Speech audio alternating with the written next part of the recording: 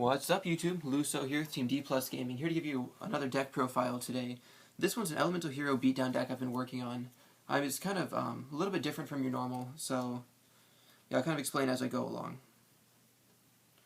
We got 2 Elemental Hero Bubble Man. Got your 1 Stratos.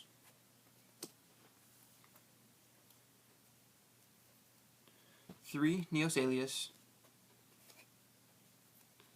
1 Evocado Chevalier, and 1 Thunder King.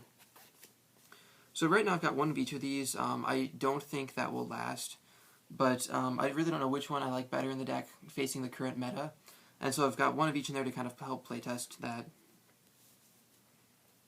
I mean, Evocado Chevalier is good because it's a Gemini monster. Thunder King helps me get special summoning. And there's good and bad to both, so I guess we'll just kind of wait and see. We got 3 Elemental Hero Necro Shades and 3 Blade Edge. So that's kind of where this deck differs from the norm from most hero decks. Because, I mean, I work with effects that allow me to pitch to the graveyard, so you pitch Necro Shade and you can normal summon Blade Edge without tributing. So, I mean, that's, to me, it's a really good combo that goes unnoticed a lot of the time. Then I've got the 3 Miracle Fusions, 2 Super Polymers, and 1 Parallel World Fusion. So kind of with these, I don't know, I might swap this one out for a 3rd Super Polymerization, just because that helps you fuse with both sides of the field. So I mean, it really messes up your opponent while helping you gain field advantage. So, I mean, all of those are really good cards in the deck. I mean, with 3 Miracle Fusions, tacking in 1 of these definitely doesn't hold you back. It actually kind of helps you out quite a bit. Then, 2 Mass Change, just because if your opponent takes and activates like a Mirror Force, or Bottomless Trap Hole, Dimensional Prison, something like that, you can take and chain it to it since it's a quick play, and then you can just, essentially helps you save field advantage. Then, 2 E Emergency Calls, then 1 Reinforcement of the Army, 2 Gemini Sparks, just because you are running 4 Gemini monsters at the moment, 3 Magnum Shield from Tachyon Galaxy.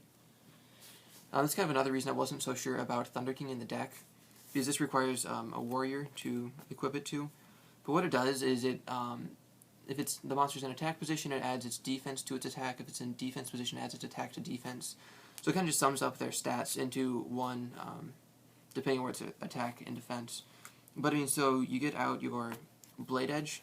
He's at 4,400 attack with piercing. So that's kind of insane. Nobody's expecting it. Nobody's really prepared for it, which is kind of one of the key plays of this deck.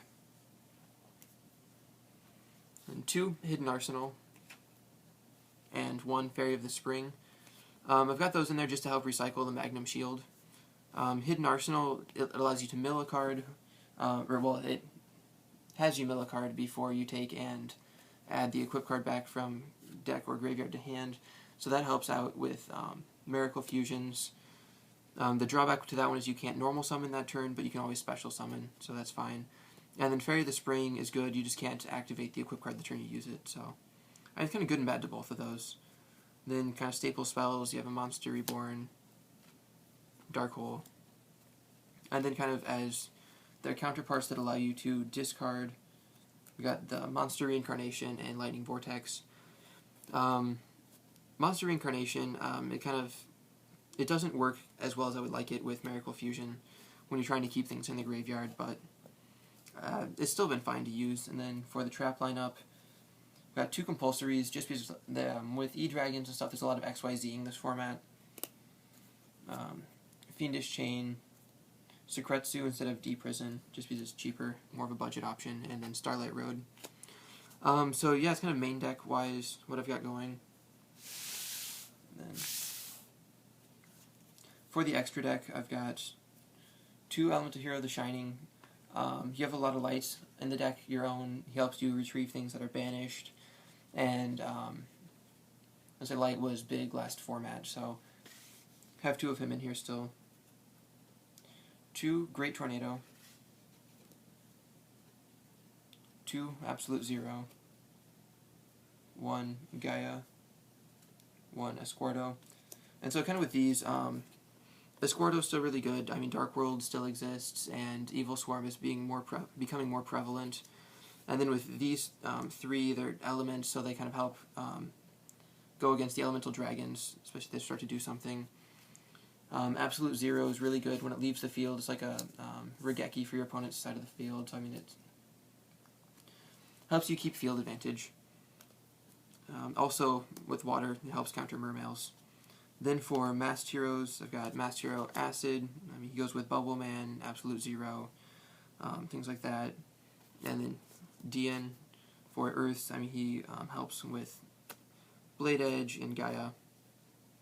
Then for some XYZs, Heroic Champion Excalibur and Blade Armor Ninja. They both require warriors. I mean, the deck's full of them. Not hard to make at all. Utopia, and then with Starlight Road, we've got Stardust Dragon. So yeah, that's kind of the deck, how it stands. Like I said, I'll definitely continue playtesting this one. It's been a lot of fun.